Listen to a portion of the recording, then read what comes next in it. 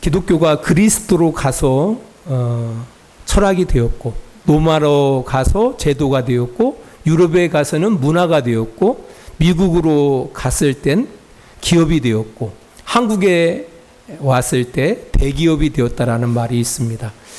이게 손석희 아나운서가 한 말입니다. 맞는 말도 같지만 이제 기독교에 대한 약간의 애곡된 부분도 있습니다. 예를 들어서 그리스도로 가서 철학이 되었다라는 말은 사실 초대교회가 성장하면서 많은 이단들이 등장하게 되어졌어요. 이제 그러다 보니까 이제 기독교를 변증해야 할 필요성을 가졌거든요. 이제 그러다 보니까 그리스도 철학을 가지고 기독교를 변증했던 겁니다. 그래서 그리스 철학과 기독교의 신앙이 융합되어지는 결과를 맺게 되어져요. 네, 그것을 이제 그리스도로 가서 철학이 되었다라고 이렇게 표현한 것 같습니다. 또 미국에서 들어온 이 기독교가 한국에 들어와 대기업이 되었다라는 말도 사실 미국은 이 미국 교회가 자본주의에 깊이 영향이 끼쳐져 있거든요. 그런 미국 교회의 문화가 여과 없이 한국 교회에 그대로 전달되어진 겁니다. 이제 그런 상황에서 한국 사회도 급속한 경제 개발과 더불어 급격한 도시화가 이루어지죠. 그러다 보니까 수많은 사람들이 도시로 몰려오는 거예요. 이제 이러다 보니까 한국 교회 대형 교회들이 이루어지는 하나의 계기가 된 것으로 볼 수 있다라는 겁니다. 아무튼 이제 이런 기독교에 대한 좋은 소식들도 있는가 하면은 애곡된 이야기들도 많이 있습니다. 지금 시대는 더욱 많이 이제 기독교에 대한 애곡된 소문들이 있어요. 이제 그래서 오히려 또 한국 교회를 이제 등지는 사람들을 또 찾아볼 수 있다라는 겁니다. 근데 사실 지금 우리가 사는 이 시대가 종교를 필요로 하는 시대 가운데 우리가 있지 않습니다. 특별히 잘 사는 나라, 배움이 높은 나라일수록 사람들은 종교를 필요하지 않습니다. 이것을 우리가 탈종교화라고 말합니다. 우리 한국 사회도 이미 선진국 대열에 들어가 있고요. 어느 나라보다도 교육 수준이 높아져 있습니다. 이제 그러다 보니까 당연스럽게 우리 젊은이들은 종교를 필요로 하지 않습니다. 교회도 이런 영향들이 깊이 반영되고 있다라는 겁니다. 이제 이런 것을 종합해 보면서 우리 한국 사회에서 특별히 젊은 층에서 교회를 등지는 여러 가지 이유들이 있지 않겠습니까? 이제 그런 여러 가지 이유들 가운데 한번 제가 3가지를 생각해 봤어요. 첫 번째는 교회에 대한 부정적인 인식 때문에 사람들이 점점 교회를 등한히 한다라는 겁니다. 교회에 대한 부정적인 인식들. 사실 우리 성도들은 어떻게 생각하고 있는지 모르겠지만 사회에서 교회를 바라보는 시각이 별로 이렇게 유쾌하지는 못해요. 그래서 우리가 신앙생활을 하면서도 신앙생활 그 자체가 힘들다라는 게 그런 인식 때문에 힘든 것도 있다라는 겁니다. 두 번째로는요, 이 교회는 이 공동체주의거든요. 교회 공동체를 중시 여겨요. 반대로 요즘 현대인들은 개인을 되게 소중히 여깁니다. 어떤 공동체 가운데 이렇게 끼는 것을 별로 선호하지 않습니다. 이런 영향도 있는 것 같습니다. 또 3번째로는 보이는 곳에 가치를 두는 데 있습니다. 이 세상 사람들은 왜 사람들은요, 이 보이는 거에 대해서만 가치를 둡니다. 이제 보이지 않는 거에 대한 가치를 발견하지를 못해요. 이제 그러다 보니까 우리의 신앙 그 자체는 보이지 않는 영역을 다루고 있지 않습니까? 이제 그러다 보니까 점점 갈수록 사람들이 교회를 등지더라는 겁니다. 이제 이런 시대에서 우리 그리스도인들이 우리가 사는 곳에서 빛과 소금의 역할을 담당한다라는 게 결코 녹록하지 않다라는 겁니다. 하지만 역사적으로 살펴보면은 그것이 종교의 시대가 되었든지 아니면은 탈종교화의 시대이든지 간에 우리 그리스도인들의 삶은 언제나 녹록하지 않았습니다. 우리 그리스도의 삶은 늘 힘들었다라는 겁니다. 왜냐하면은 우리 인간은요, 하나님을 떠나 살려는 제 성향을 가지고 있습니다. 하나님으로부터 독립하고자 하는 성향을 가지고 태어나는 것 같아요. 그러다 보면은 결국 시간이 지나다 보면은 허무한 인생을 살게 되어지는 거거든요. 그런 인간들을 향하여 하나님은 포기하지 않아요. 그래서 타락한 인간들을 찾아 구원하시는 하나님의 일을 이때까지 한 번도 멈추지 않았다라는 겁니다. 한 번도 멈추지 않았는데 그 구원의 그 일에 누구를 동원시키시느냐라고 할 때 먼저 택하신 성도들을 통해서 그 일을 행하신다라는 겁니다. 먼저 택하사 구원하신 성도들을 통해서 하나님의 잃어버린 백성들을 찾아 구원하시는 그 일을 계속 해 오시는 겁니다. 그러다 보니까 종교의 시대에도 그랬었고요. 탈종교화된 이 시대에도 여전히 우리 그리스도인들에게는 이런 사명을 갖고 있기 때문에 녹록하지 않다라는 겁니다. 아무튼 간에 또 반대로 생각해 보면은 그런 차원에서 우리 그리스도인들 먼저 하나님 아버지를 믿고 그의 보내신 예수 그리스도를 믿고 살아간 우리 그리스도인들은 참 특별하고 존귀한 존재라는 사실을 잊지 않았으면 좋겠습니다.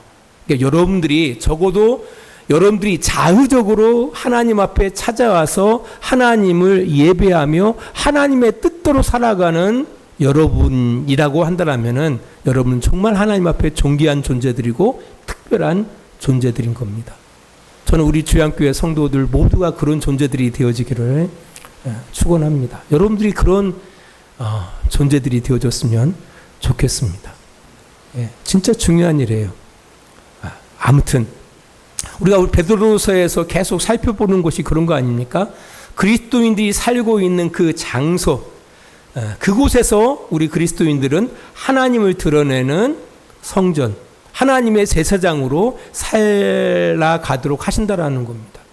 그래서 여러분의 주변 사람들이 여러분의 인생을 찬찬히 쳐다보고 여러분의 착한 행실로 하나님께 영광 돌리는데 여러분의 인생의 목적이 있다라고 계속 말씀드리고 있다라는 겁니다. 그래서 우리가 이제까지 베드로서를 이렇게 보면서 한번 종합해 보면은요, 의를 행함으로 부당하게 고난을 받는 것이 아름다운 것이다. 그게 아름다운 신앙이다. 우리가 기대하는 아름다운 신앙은 예수 믿고 잘 되는 거, 예수 믿고 돈 벌고, 예수 믿고 뭐 성공하고 이런 것들을 우리는 아름답다고 생각하는데 전혀 그게 아니라 하나님의 말씀대로 행함으로 부당하게 고난을 받는 것, 이것이 아름다운 것이다. 부당한 고난 속에서도 하나님을 생각함으로 참는 것이 하나님 앞에서 아름다운 것이다. 그것이 진짜 아름다운 것이다. 그것이 하나님이 우리를 부르신 이유이다. 그리고 예수님께서도 이미 우리보다 앞서 그 길을 걸어가셨고 우리로 하여금 그 자취를 따르길 원하신다. 한 알의 밀알이 썩어짐으로 열매를 맺는 것 같이 하나님의 일하심은 동일하다. 이런 내용들을 우리가 살펴본 겁니다.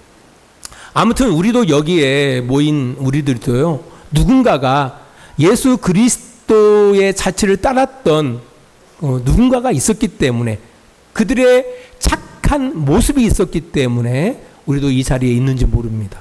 그의 썩어짐이 있었기 때문에, 그 썩어짐의 그 삶이 있었기 때문에 우리가 이렇게 하나님을 믿고 있는 겁니다. 여러분들도 그러한 인생을 좀 살아가셨으면 좋겠습니다. 여러분의 썩어짐을 통해서, 여러분의 한 알의 미달의 썩어짐을 통해서 누군가가 하나님 앞에, 하나님 안에서, 주님 안에서 생명을 얻는 그 놀라운 그 기적들이 여러분의 인생 가운데 펼쳐지기를 축원합니다. 오늘 생각해 볼 하나님의 말씀은 이런 이제 종합적인 말씀을 기초로 해가지고 이제 우리 교회 공동체 성도들끼리는 어떻게 살아가야 하는지에 대해서 오늘 살펴보도록 하겠습니다. 베드로전서 3장 8절로 9절 말씀입니다. 마지막으로 말하노니 너희가 다 마음을 같이하여 동정하며 형제를 사랑하며 불쌍히 여기며 겸손하며 악을 악으로 욕을 욕으로 갚지 말고 도리어 복을 빌라.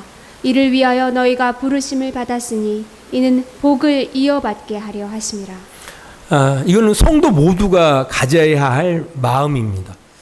조금 쉽게 이해하기 위해서 유진 피터슨의 메시지 성경을 읽어드리도록 하겠습니다. 모두는 친절하고 인정 많고 사랑하고 자비로우며 겸손한 사람이 되십시오. 이것은 여러분 모두에게 해당하는 사항이니 한 사람도 빠짐없이 그렇게 하십시오. 안갚음이나 냉소적으로 비꼬는 말을 하지 마십시오. 오히려 축복해 주십시오. 축복이야말로 여러분이 할 일입니다. 그러면은 여러분의 축복 덩어리가 되어 여러분도 복을 받게 될 것입니다. 제가 예전에 한 목사님을 제가 알고 있는데요. 우리 교회 집사님의 아버님이기도 해요. 이분이 이제 살아 계실 때, 그 손주들을 바라보면은요, 꼭 안아주시고 축복 기도를 해주시더라고요. 머리에 손을 얹고 축복해줘요. 참 그 모습이 너무 아름답게 보였어요. 저는 개인적으로. 나도 언젠가 내 손주를 얻게 되어지면 내 손주를 향해서 이렇게 축복해줘야지. 만날 때마다 축복해줘요. 축복해줘요. 근데 아직까지 제가 손주가 없습니다. 빨리 결혼을 해야. 아무튼 축복하는 것이 여러분들의 주어진 사명이라는 거예요. 안갚음하는 것, 냉소적으로 비꼬는 말을 하는 것이 그리스도인의 본분이 아니라 그럼에도 불구하고 축복하는 것이 여러분의 마땅히 할 일이라고 이야기하고 있다라는 겁니다. 이해하시겠지요? 기본적으로 친절해라. 인정을 많이 가지고 살아가라. 사랑해라. 자비해라. 겸손을 깔고 살아야 한다고 이야기하고 있습니다. 때로 부당하게 욕을 듣더라도 욕하지 마라.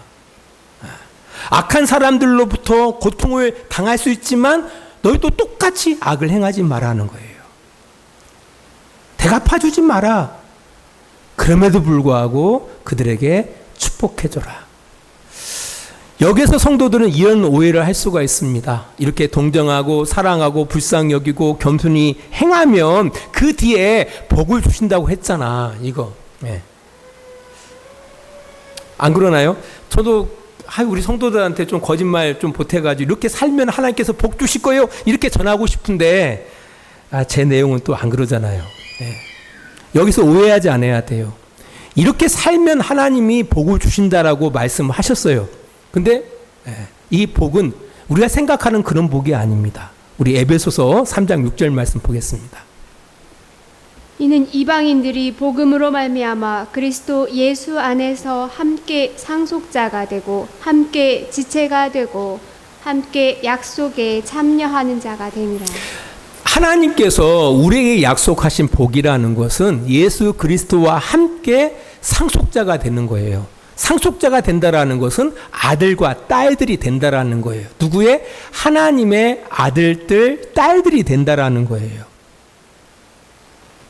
이게 우리에게 약속하신 복이에요. 이걸 좀 구체적으로 보겠습니다. 에베소서 1장 3절로 5절입니다.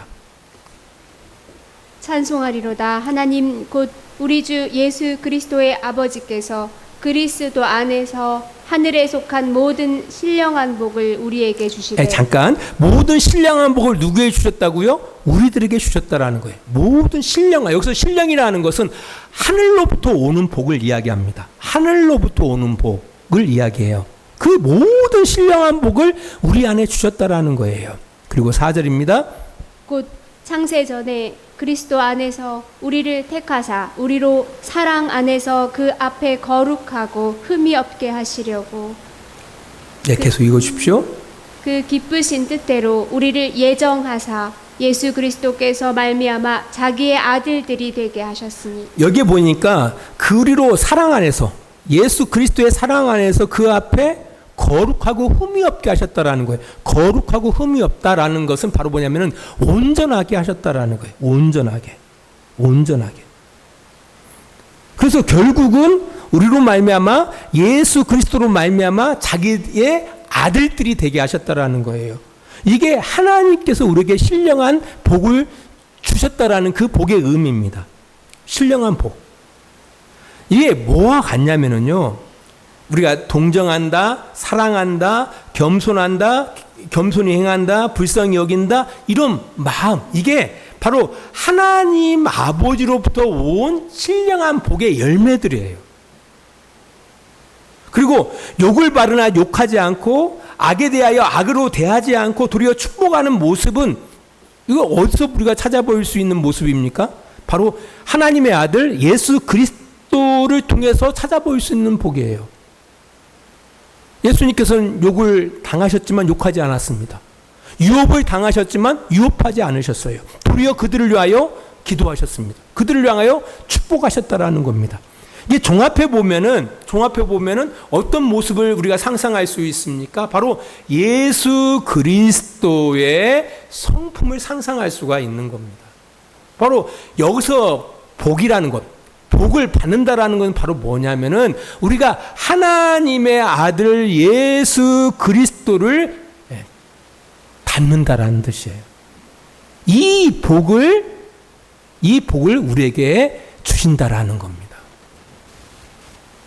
우리가 끊임없이 동정하고 사랑하고 겸손하고 불쌍히 여기고 이런 마음을 가지고 살아가면서도 욕을 받으나 욕하지 않고 악에 대하여 악으로 대하지 않고 도리어 축복하는 이런 모습이야말로 어떤 모습이죠? 바로 예수 그리스도의 모습인 겁니다.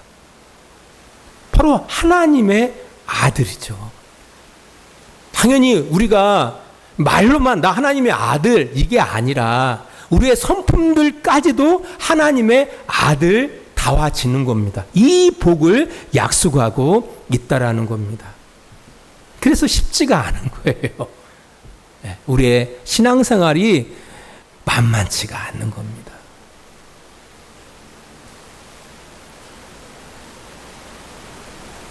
특별히 우리 믿는 사람들은 대부분 이 동정심이 많더라고요. 사랑해요. 또 겸손해요. 불쌍히 여길 줄 알아요. 이런 마음 가지고 살아가요. 그리고요, 거기에다가 이래 있어요. 욕을 받지만 욕하지 않죠. 네. 악에 대하여 악으로 대하지 않습니다. 이게 참 어려운 그 과목이에요. 이게 이제 하나님의 온전하심이 이거 아닙니까? 하나님께서는 악인이나 선이나 골고루 하나님의 해를 주시고 비를 주시지 않습니까? 그런 거잖아요. 예, 우리 성도들도 마찬가지로 하나님께서는 그렇게 살기를 원해요. 나에게 잘해주는 사람뿐 아니라 나를 향해서 힘들게 하는 사람들까지도 축복해 주는 것이 바로 하나님의 온전하심을 닮은 하나님의 자녀들의 합당한 모습이거든요. 바로 이 복을 이야기하고 있다라는 겁니다. 여러분들 꼭 기억하셔야 돼요. 이렇게 살아간다고 해가지고 이 땅 가운데서 어떤 보여지는 이런 복을 하나님이 우리에게 약속하지 않고요. 바로 그것이 하나님의 아들이다. 하나님의 아들들이다. 이런 사람들에게 뭐가 약속되어져요? 우리 베드로전서 3장 10절로 12절 말씀 보겠습니다. 그러므로 생명을 사랑하고 좋은 날 보기를 원하는 자는 혀를 금하여 악한 말을 그치며 그 입술로 거짓을 말하지 말고 악에서 떠나 선을 행하고 화평을 구하며 그것을 따르라. 12절까지 읽어주십시오.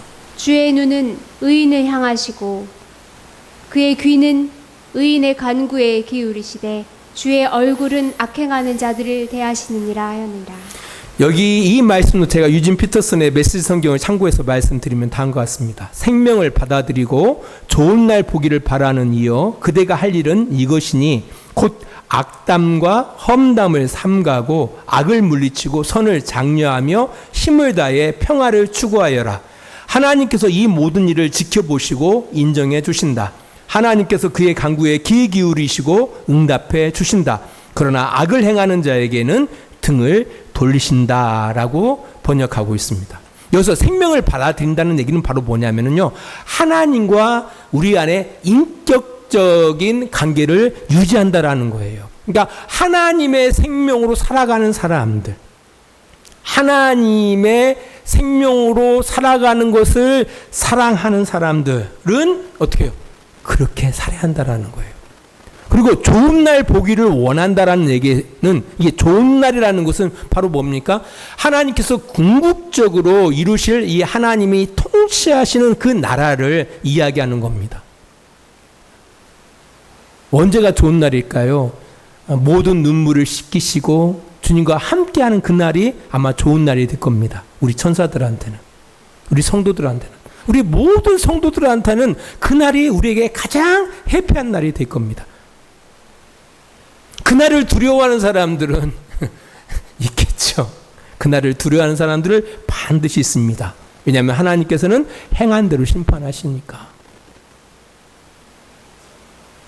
하지만 이 땅 가운데 아까 앞에서 말씀드렸듯이 천사로 사는 성도들이 많이 있거든요. 그들 때문에 가정이 돌아가고요, 그들 때문에 직장이 돌아가고요, 그들 때문에 우리의 사회가 돌아가거든요.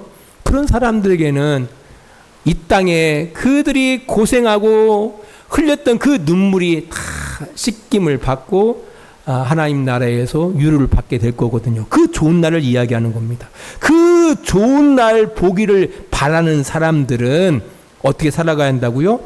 악담과 험담을 삼가하고 악을 물리치고 선을 장려하면서 힘을 다해서 평화를 추구하다라는 겁니다. 왜냐하면은 그 모든 일들을 누가 지켜보신다고요? 하나님 아버지께서 지켜보신다라는 겁니다. 그리고 그런 삶을 살아가는 사람들을 뭐 해주신다? 인정해 주신다라는 거예요. 뿐만 아니라 그들의 기도를 귀 기울이시고 응답해 주신다라는 거예요. 반면에 악을 행하는 사람들, 악을 향하여 악하게 행하고 욕을 향하여 같이 욕하는 사람들, 악인들이요. 똑같아요. 뭐 교회 나온다고 해가지고 틀린 게 아니라 똑같거든요. 그 사람들을 향해서는 뭐 하신다고요? 하나님께서 등을 돌리신다라고 말씀하고 있는 겁니다. 우리 성도들이 마땅히 교회 공동체 가운데 행해야 할 일들입니다. 교회 공동체에서도 갈등이 없나요? 아니, 우리 가정 속에서도 갈등이 없나요? 가정 속에서도 갈등이 있잖아요. 저도 항상 우리 가정 속에서 그 갈등을 보게 되어지거든요. 그 싸움의 현장에 이게 있어요. 많이 있습니다. 이게 보면은 그래요. 악하게 말할 때 그냥 악하게 하니까 싸움이 더 커지더라고요. 악하게 말하더라도 내가 선하게 이야기하면 싸움이 안 일어나요. 참, 그거 간단하던데요, 이게. 예? 우리가 실천 안에서 그거 못 느끼는 거예요. 실천 안에서. 한번 실천해 보세요. 조금 불편한 말이 들리더라도 내가 먼저 믿는 사람으로서 어떻게 그걸 승화를 시켜서 좋게 대할 때에 싸움이 일어나지 않아요. 싸움이 일어나지 않아요. 근데 이 실천을 못 하더라고요. 저한테 하는 얘기예요. 자, 좋은 날 보기를 원하지 않습니까? 우리가, 그죠? 좋은 날 보기를 원하고요. 여러분 생명을 받아들이고 있지 않습니까? 하나님의 생명으로 지금 살아가고 있잖아요. 그렇단다라면은 우리가 앞에서 이야기했던 것처럼 악의 악으로, 욕을 욕으로 갚는 삶에서 탈피해서 그들이 악을 행하던, 욕을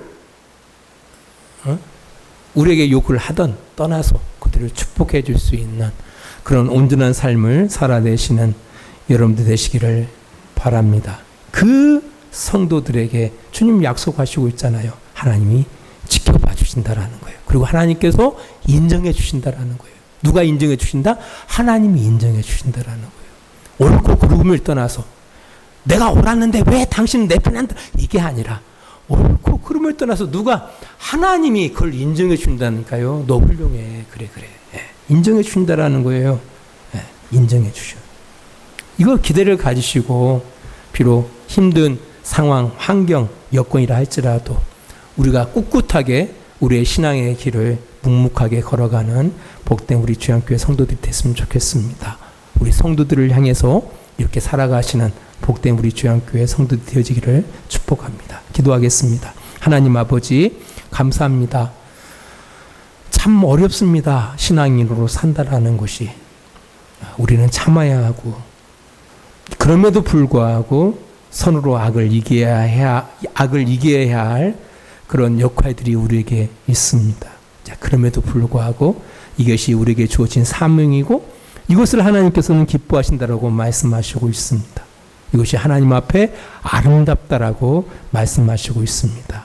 우리가 이 한 말씀이라도 우리의 삶 가운데 적용하고 실천함을 통해서 하나님의 아들들, 하나님의 딸들이 되어져 가는 복된 우리들이 되어지기를 소원합니다. 주님 도와주셔서 넉넉하게 그 삶을 꾸려나갈 수 있도록 돕는 은혜로 함께하여 주시옵소서. 예수님 거룩하신 이름으로 기도합니다. 아멘. 이대로 우리를 사랑하시는 우리 아버지 하나님의 극진하신 사랑하심과 예수 그리스도의 십자가의 은혜하심과 성령의 감화와 감동과 지키시고 인도하심이 오늘도 시간을 구별하여 하나님 앞에 나와 예배하며 하나님의 뜻 가운데 살아가기를 원하는 귀한 성도들의 머리 위에와 그들의 가정과 직장과 사업장 위에 하나님의 은혜와 사랑이 늘 함께 해주시기를 간절히 축원하옵나이다. 아멘.